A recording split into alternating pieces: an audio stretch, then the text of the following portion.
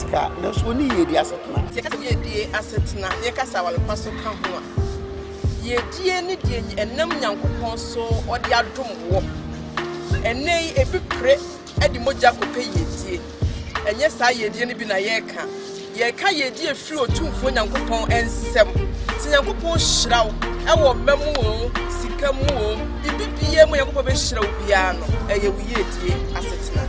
Okay, to me, living a prosperous life, I think living according to the Bible, what the Bible says. If you live according to what the Bible says, you will prosper. That's what I think. Okay, the Bible says that we should love our neighbor as ourselves. You can't hear can't worry for said you be can't carry our panel, and yes, when your bear was someone here, dear. So, if you am toto, yeah. Say obi wo sika wo niema bebre but efie wo kwa asomdwe ni wo bomodi ansa wo behwe Ezra TV kwasi ada ni kwasi ada bia na Woyiedie Asetena ebe konkan ama wo ware susu agina eradisha.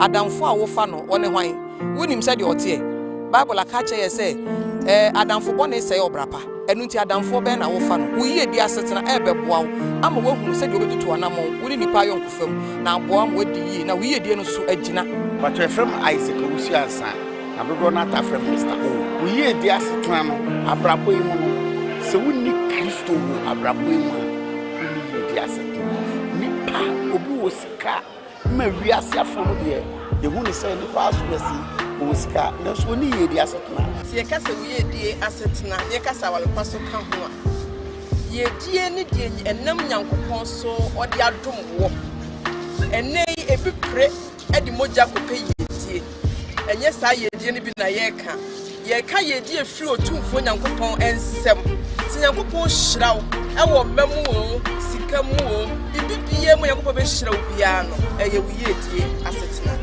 Okay, to me, living a prosperous life, I think living according to the Bible, what the Bible says. If you live according to what the Bible says, you will prosper. That's what I think. Okay, the Bible says that we should love our neighbor as ourselves. You can't hear can't worry for said you be can't carry our panel, and yes, when your bear was someone here, dear.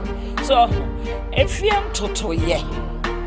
Say obi wo sika wo niema bebre but efie wo kwa asomdwe ni wo bomodi ansa wo behwe Ezra TV kwasi ada ni kwasi ada bia na Woyiedie Asetena ebe konkan ama wo ware susu agina eradisha.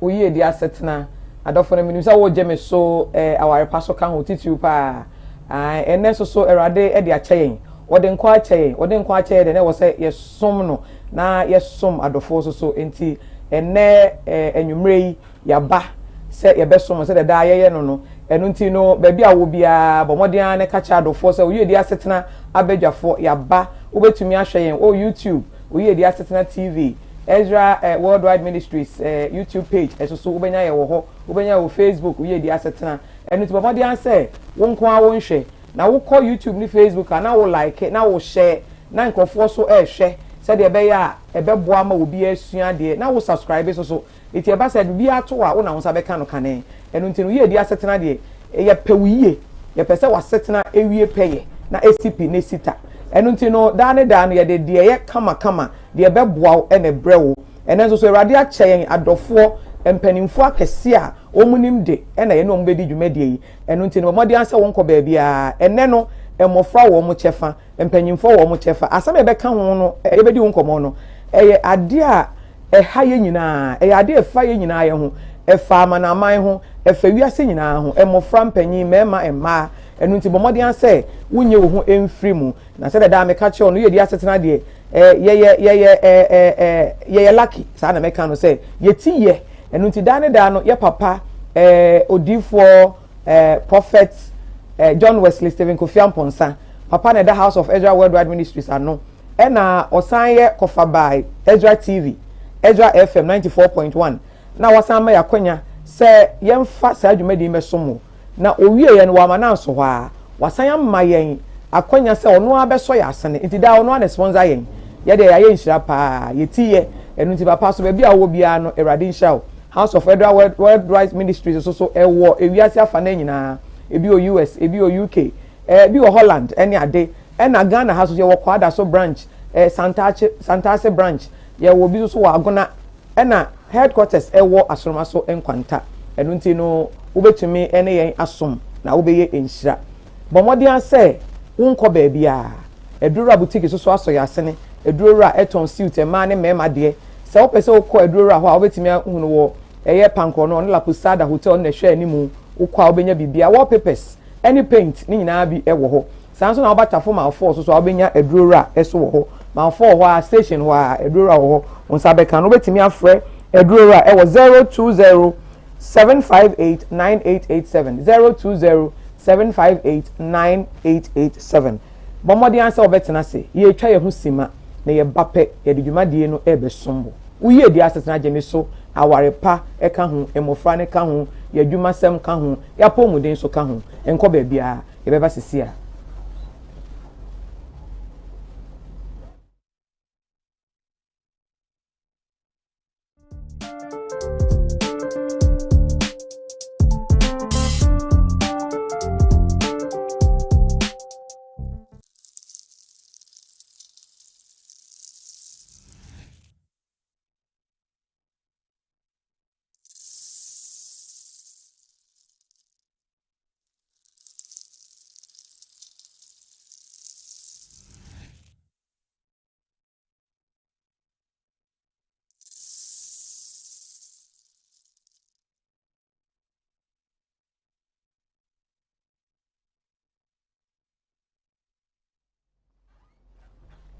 yo adofo ye ma wakwa babio safe na wodi wo TV no ato Ezra TV a ye Woyiedie Asetena na ye ahyase yi ya betena se ye besomo na wotwe bia kwasi ada bia e bono numpe ne agi yedwa na ye ne wo edi nkomo na aboawo enu ti wodi ase obema adofo so ate na monso so bomu nyina enya so emfaso enne asem bi eda makoma so pa na megidi se eda wo so akoma so na enne ye ba bedi hu nkomo na wotwe a etwa mu be na wotwe mienu etwa mu besi enne no ensem bi akoso a asem a atete asem a how dadwene kese pa eda ewiase nyina so na ya na eto da bi a ye ni nkoho ye wo ha na ye din da bi wo ha na atoa so ba mienu miensa enan na afa de ani aba so but ade a ekoso esese ye ma ye ni ekoso ade ye ho asem na mekan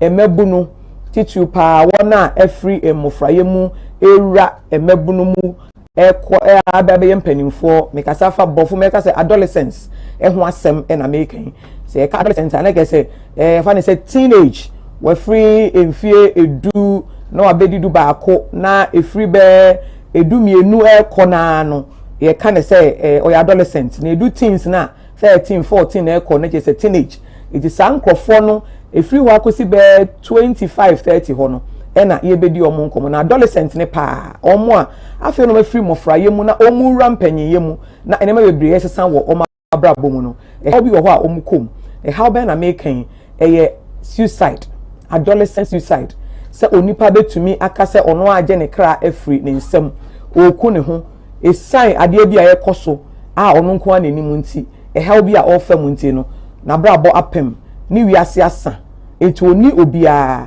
na dwene nsi bibi obetimi ayama na koso so enti de obese oye ne se obeku no ho ofa akwan ahodo bebre so na ode age ne kra enu nti no ade ya atete but for better say public health concern ade a apomuden yese yapomuden ankasa no eka ho bi ade ehia ye pa yapomuden ho san say ene be keka bom ne mani pa kro no yesa enti enne adolescent suicide ne be ka ho asem na se da mo nim ye de yesomo enu nti ye wo ye papa Mr.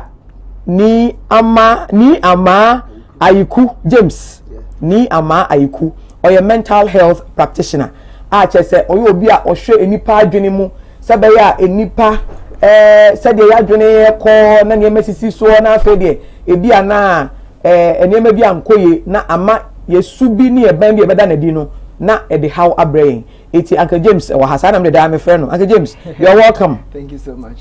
We thank God. Yeah. How is my sister-in-law? She's fine. My regards to her. And now yes I wo Sofo Isaac Ewua. Sofo Ewua enso so eda Kingdom Life Assemblies of God ano on na ye osofo panyin wo ho ai wo Bokrom.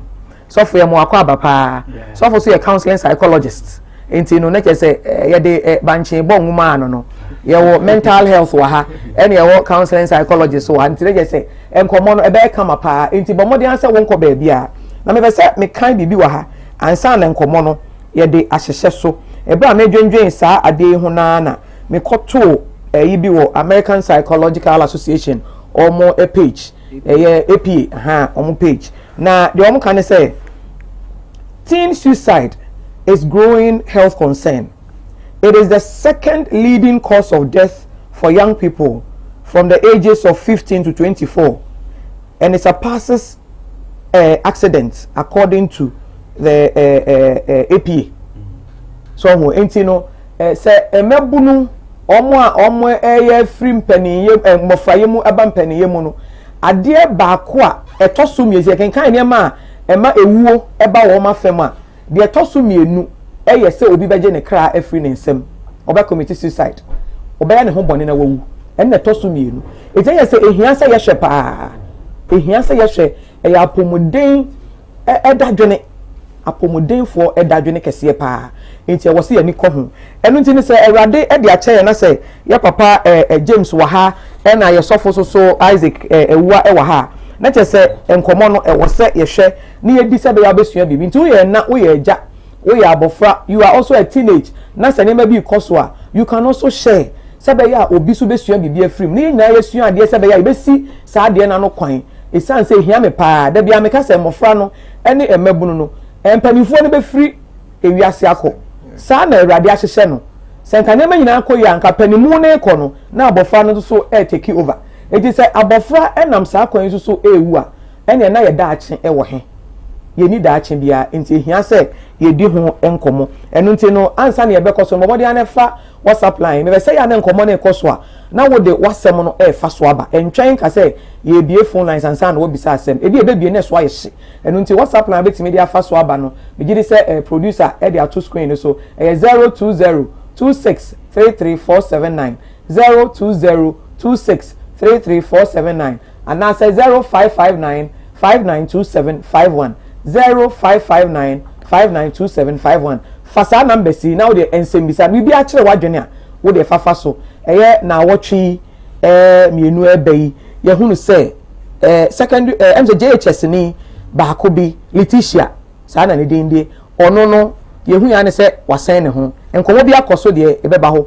na ye hu say abrantie bi so ono so say between 9 and 13 years ono so aje ne kra enti ansa na ye be ma Uncle James ne sofo abem no pese ye hwe mfonyi kakra bi se be ya obete enkomo na ye bedi na asepa mesre mo so hu bibi a fa kyen wo ya na sade bi wo a ano hye na wontimi nhwe a ene na wayi wani kakra ansa na emom no ye nhwe bibi kakra bi okay enti mfonyi no na ewo so no mfonyi na ewo so no hwe a ye nua ba bi ena osen ho wo se uniform hwe o se uniform na enkasemo no kire se wadi be 15 years so ena wadi ne ho fefe ne ho fefefe ena enso so we ato no enu nti no ade a atete ye pa ade a atete ye pa a chese nkomo ne kokoso bebre obi se ocho note to ho obi so say teacher bi na aye ne bone no o maku na na ode na kosen ho but ye pese eche ne say ade a ekoso isan se sia no mpanimfo ye hwehwemu de but we chikra no abebu no bi so abrantie bi so ono so ye kuma be 2 weeks ago ono so saa ono so esen ne ho saa enti na ye say ade e ha adwenhwe ye nua abrantie bi so fefefe na ta ade e hye no fefefe a saa be ono so de wa ye ne ho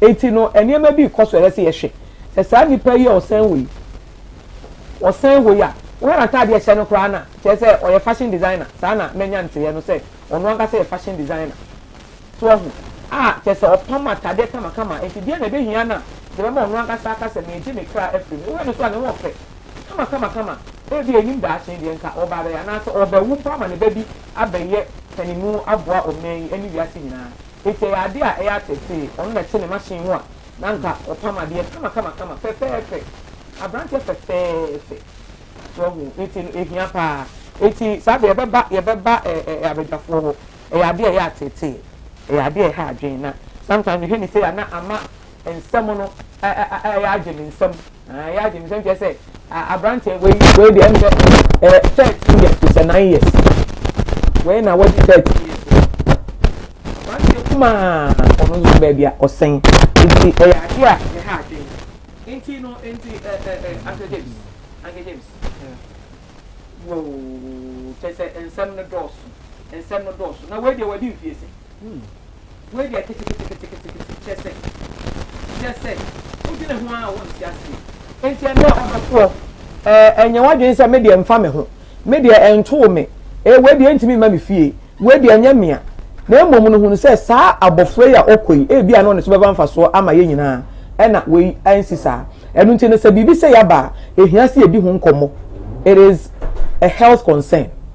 It is public health concern. Ya pomu den ho dadwene baako eno no enu nti e wo se ye hwe enye se wonya malaria nko ana se wo diabetes ana bibi ena ye ehaw na emom se obi weje ne cry free ono ankasa ne nsem no e ade a ehu pa na esese edi ho nkomo. Uncle James, yeah. I am saddened by these things. Yeah, I'm also troubled. In fact, we should never say na I say you think about issues and you really do not understand. But why is it a concern? Adolescent suicide. I didn't say a dream home. Okay, so first of all, greetings to all our charities. Yes. And I think it's very sad for a country like Ghana to have young people, end their lives. Especially when you are looking at the age 9 years, 10, 11, 12, 13. The question is that what is actually happening? What is happening? That we are losing the young people. I think this year's census that's about to take place will tell us the older folks that are fading out of the system. We will see the very young group that we have got. But if we don't try to preserve the generation, I mean the younger people, it means that Ghana is going to be in a state where we will not have enough strong people to move the country. To move the country. So I think it's a national concern. Okay. And it's very important that all stakeholders, including government and then some other private organization, can focus on and so for what are the people that we are looking at? Why necessary or any film? The young man come on also. Baby or the sinti no. I was see a whole assem say a public health concern. A dadwene and Uncle James say it is a national thing, and it goes beyond nations. Is an international. We are say how it's why no sana na omo wa sudie omo wo ehun dwumadi be se omo di. Me da se pa me ahwefo ane atifu nyina on say de Uncle James kan ya oman no yasudie da ya so na obia wo bibie okay awofo wo bibie a teacher for it will be a buying it will be abofra no nso e wo bibie e gidi say asofo sorry ne muslim ne akese asori bia gidi fa bia wo bibie even community no community no the opinion leaders no okay nyina ahemfo obia wo bibie e de boa emofra because omo ne e dachi because omu fi ho agana ye yasan nti ye wa asudie pa ese okay enti wo a wo hwe me no wo asudie wo bibie wo a wo ye owofo no ese wo ye bibi se be ya bebo wo ma no by teacher fo wo mo de asofo amampanimfo amanyofo politicians obia wo bibie wo ye ohene a wo bibie enu nti no e ya ade a esese ye nyina ye asudie enye nipa ba konko e na enya ye nyina enti ehia se ye ma ye ni ekoso na ene enkomo no me pese straight away we get into business. Yeah. Uncle James, what will cause a young person like this to want to take his or her life? Meaning say ene ma do so e dey pa na nti e be hye obi say na wa kan che no ho say baby a medru na wi ase na ba wi ya mami eti no de esese me ye the only solution is to take my life. When or so baby 60 years in kwa at the age of 10 9 no or about 50 51 years ahead. It then Obaka say 10 years there is no hope for me. It will be cool. Okay, so thank you so much for the question. Yeah. What happened is that say bas suicide. Say adolescents, you know, as you rightly say, it starts from the age of 9 and at 24 years. But we share adolescents, you know, there are a lot of changes that are taking place within the adolescents. We do puberty, first menses, in some cultures, grandma and all that. Yes. In see changes never. Sometimes these changes are very alarming. It's troubling overwhelming to them, to a lot of young people. Yes. But you see, what happened is that I've realized that we only focus on the biological changes. To say like menses, and all that. Yes. So traditionally, no, we say you share more of the biological changes. Okay. But when it comes to the emotional and the psychological changes and all that, that is what has been omitted over the years. Okay. Or maybe it's a blind spot for a lot of us. But it's very important that you look at the emotional and the psychological changes that is taking place with adolescents. Now, having said that, Usha adolescents, you know, researchers who say adolescent brain, no. Yes, the brain. When you take the brain, all of us as adults, I mean you and I, and then Pastor himself, and then some other people who are watching. When say the adult's brain is fully matured in the sense that we are able to make decisions for ourselves. We are able to pass good judgment. We have insight. We can make good decisions and all that and plan ahead. Unlike the adolescents, they do not have. Yes, they're not doing but when it comes to the adolescents, the main problem is that, or their challenge is that the prefrontal cortex, is supposed to help with decision making and in planning and in self-regulation or self-control. Unfortunately, yes, they are not able to do that. Yes, they are not able to do make good decisions. That is why they take a lot of risks. Yes, and then the impulse, the ability to act out immediately with the emotional regulations. You know, the adolescents, you know, most of them are very sensitive to the things that are going around them. Yes. So into Usha, if you look at their brain itself, there are challenges in terms of their maturity. Development. Because they are now going through the process. Into we as adults, we are supposed to support, to help them with the transition. So it is something that transition has to. Unfortunately, I mean, look at 9-year-old. A 9-year-old is called an adolescent just because he or she menstruated, and then you call her as an adolescent. Yes, but we all know that a 9-year-old is supposed to be in class 3. Not doing no sign. Yeah, so class 3. But once the person is matured physically and all that, there's a biologically we're mature, but it's not matured like that to be able to handle situations that come their way. So what I want to say that even though all the changes are coming for such an adolescent, the expectation is that supposed to assume a new role, a new identity. The tasks are coming, and then whilst they are coming, we are expecting that families and then parents and then neighbors will be able to support them to develop what it takes to go through adults, go through that successfully. Unfortunately, we don't find that. Yes, sir. Inti Usha, the main causes no. In fact, we don't have one specific cause. Sir, somebody pushes. Yes. So we can talk about loneliness. Sometimes children are lonely to the point that, like, I don't have friends. I don't have anyone who cares for me. You see, there are sometimes but still, you're lonely. Very lonely. Yes. Instead, can drive them because you see, as an adolescent, also they want to come together with sense of belonging. Yes. So if that is missing, loneliness may be a cause, may trigger that factor. You can also talk about parental abuse or sexual abuse. I'm using parental treatment because some kids are ill-treated at home. Parents don't like them. By the styles, parenting styles. Parenting style, the other time that we discussed, yes. So some are ill-treated at home. They are denied food. And girls become more sensitive because the mothers insult them.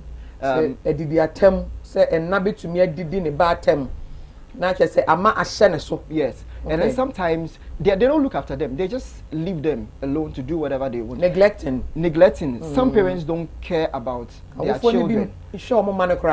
And then the last time I told you that every parent is supposed to bring up a support.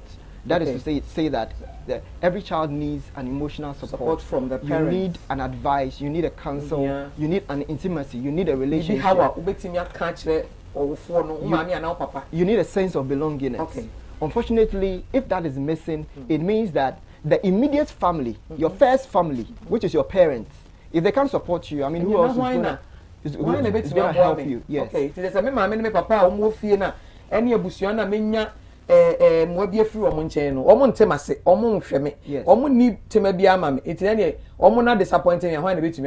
that goes on. Let's just say yes. And then you can also talk about when you come to school, teachers fail students, students' performance goes down. You know, the other time I was talking about the fact that when you have to repeat a child, it's very important that you prepare the child for to remain in the same class. Yes.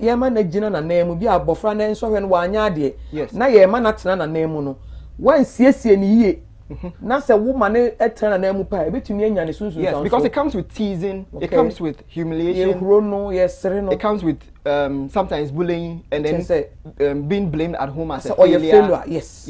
So some kids can't take that. Okay. So school has been a problem for a lot of students, and then you can also talk about sexual abuse, or violence.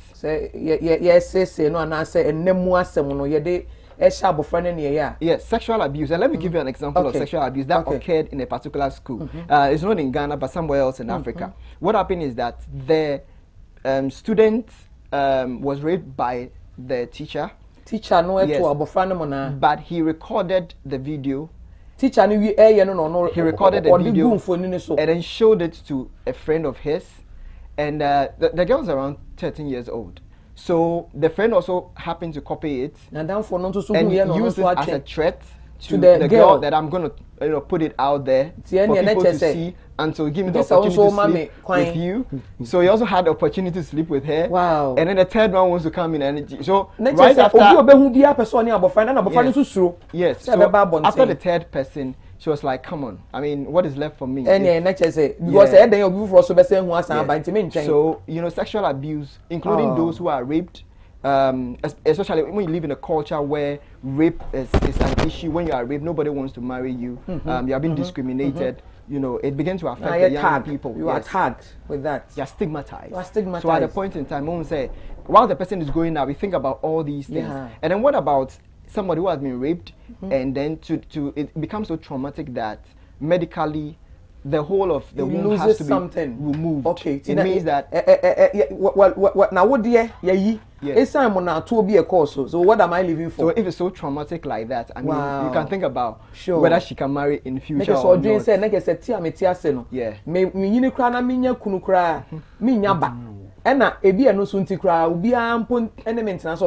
There's nothing to live for. Yeah. So that is for the school issues that goes on. You can also think about issues that happens within our community in terms of financial issues when people are robbed. You know, you lose everything you have. Young people, maybe this particular man, his business went down. Nobody was ready to support him. Because or your fashion designer. Yeah. Our year you may come. So what would cause him to say that me come home? So and then also the fashion designers is they are making money. They are making money. Yenta dey say nyina, unze and then me do producer say